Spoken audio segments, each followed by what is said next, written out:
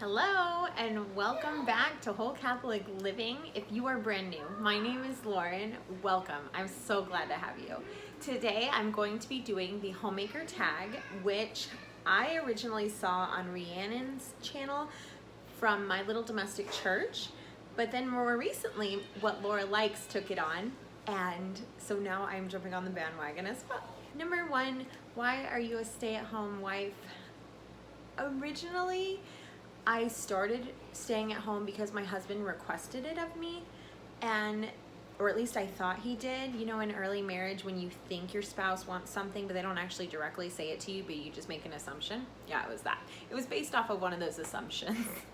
And so I stayed at home assuming he wanted me to, but now it is so different, and I'm in such a different place than I was back then, 10 years ago. I just know it is good, and I know it in a way that I don't need outside affirmation. I just know it in my core that the work is good and it's what I'm supposed to be doing. Number two, were you a stay-at-home wife before kids, or do you have a job or career? I worked jobs before kids, but I never truly went on the career path because I got pregnant essentially the summer after I graduated college. And so I knew I wanted to stay home with that baby, and I thought there's no use in like going on the career track if I'm just going to be derailing it very soon. I lamented the loss of that career vision that I had, and to be honest, I wrestled with that for years to try to reconcile it. But I want to give a piece of advice that really helped me with that to those who may be in a similar situation, or may be thinking about something in your life that you thought, what could have been? What would have happened if this decision was made differently, or blah, blah, blah.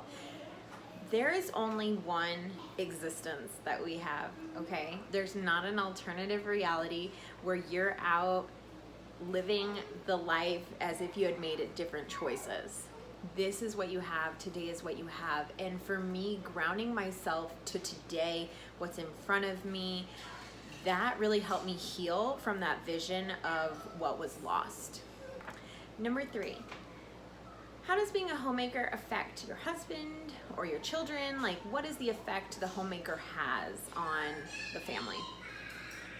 I feel that I'm the heart of the home.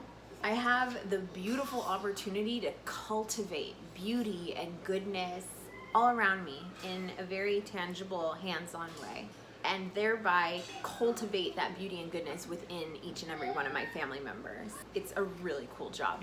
Number four, what do you like about home? Favorite aspect of homemaking is the creativity and freedom that I can bring to it, where I can just add little pops of joy and fun to our days, and just that freedom of expression. It's the ultimate creative arts, and I've always been into the creative arts, so I just love making those systems and then tweaking the systems and what works, what doesn't work, and it's so fun for me.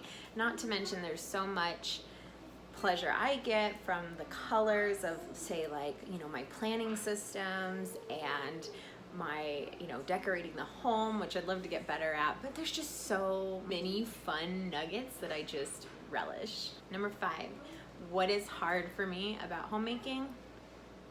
This has evolved over time also. At first, it was actually really hard for me just to do the actual homemaking because nobody really taught me how to do it. I mean, I learned how to do the laundry. I learned how to wash a dish, but I never took a course in how to manage a family, how to create efficient systems for families, and that was a bit of a learning curve for me. Still is, if I'm totally honest. I'm not perfect or anything. But now, it's not so much those systems and adapting those systems that's hard for me. The thing that's hard for me now is taking failure personally. When something goes wrong in the home, it's so easy for me to feel like, oh, I blew it. It's my fault. But the truth of the matter is, we're in a family, and the family is successful or not successful. It's not all on one person. We're all working together. So when I start going down that path, I try to think, okay, yes, you are in a position of management, and I am in the best position to manipulate variables and make our days a success, or our systems a success, if you want to call them that. But that doesn't mean that I am the reason everything goes wrong, or that it's my fault, or that I'm a bad homemaker. Like, I can go down that trail of like, ooh, failure, and I'm not hitting these marks, and therefore it's a poor reflection on me. That's just not true. That's just not true. Because failure is actually a reflection of your efforts, not your lack. Because if you're messing up at something, if the laundry, if you have all this laundry to fold, it's like fold more, then that just shows that you're washing laundry. Like, it is showing your efforts. Does that make sense?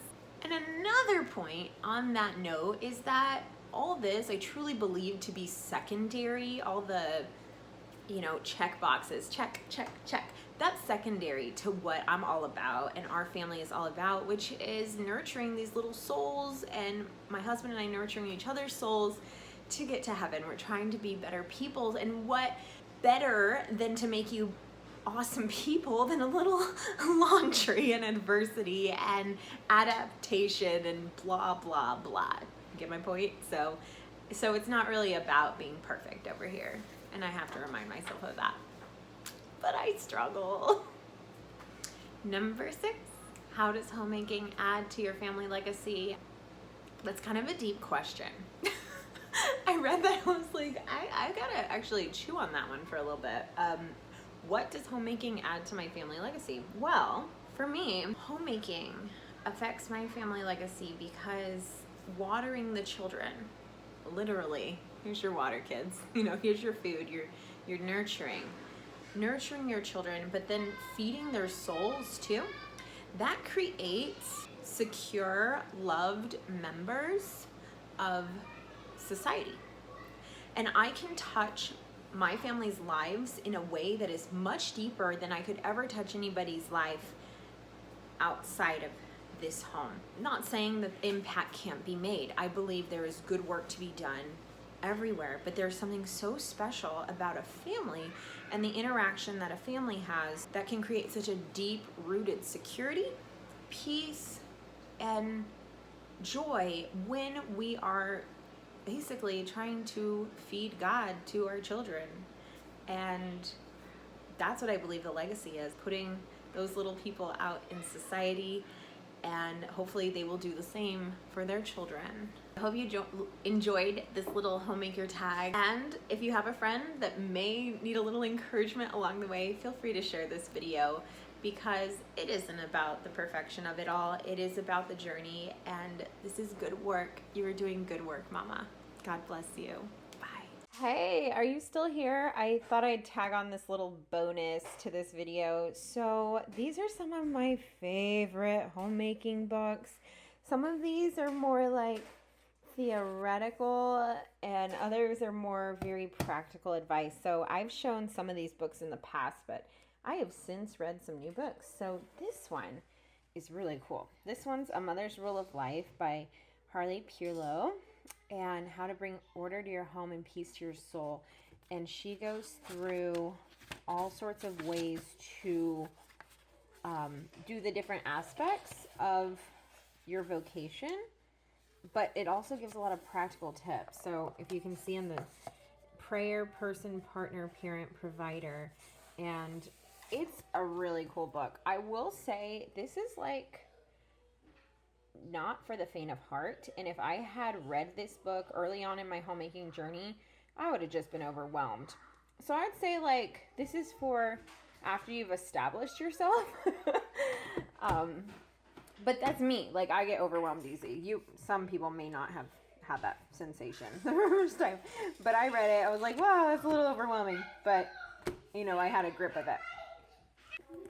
This book, See You in Heaven, is a biography of Rosie Gill. It's just kind of a really sweet little read. It doesn't give you so much practical advice, but it's just one of those books that makes you feel warm and fuzzy inside about the vocation of motherhood, and I really enjoyed reading it. I read it very quickly. It was just like a fun little read. This one, this is one of my all-time favorites. This one is not written by a Catholic, but she is Christian. Joan Fairchild Miller, who sweetly signed this for me, and we've corresponded via email. She is just such a doll.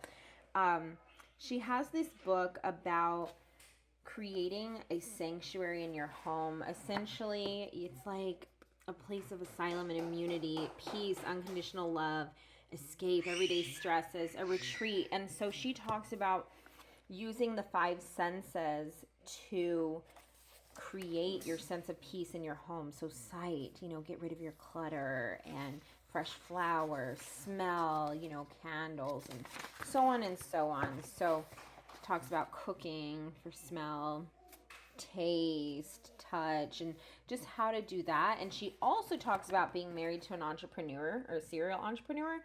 So if you're in that boat, this is a must-have. This has brought me so much comfort. Books are like permission slips. Jennifer Fulwiler says that, and it's just so nice when you read a book and somebody has a similar life experience to you, and it's like, okay, I feel valid. This one is like a reference book. It's not a homemaking book, but every Catholic home needs some sort of a reference book, because these are traditions and beautiful things that we do in our homes. So I really enjoy this one, Catholic All Year by Kendra Tierney. And these two I have shown already. So this one is just like my reference go-to book. I know you can find all this info online, but it's so nice to have a reference book for homemaking. So see, she's going into things about crib placement. Like, there's so many details in this book. This is the Martha Stewart's Homekeeping Handbook, and it just looks beautiful on a coffee table. I love this book. I do. And this taught me so much. Back at the beginning, you can tell it is loved because there's crayon on it, when I just didn't have a clue. And so, like, she gives everything from the layout basics of a room to how to clean certain things and organizing. It's all in here. Types of bathtubs, like when you're shopping. It's just everything home. This one is very well done.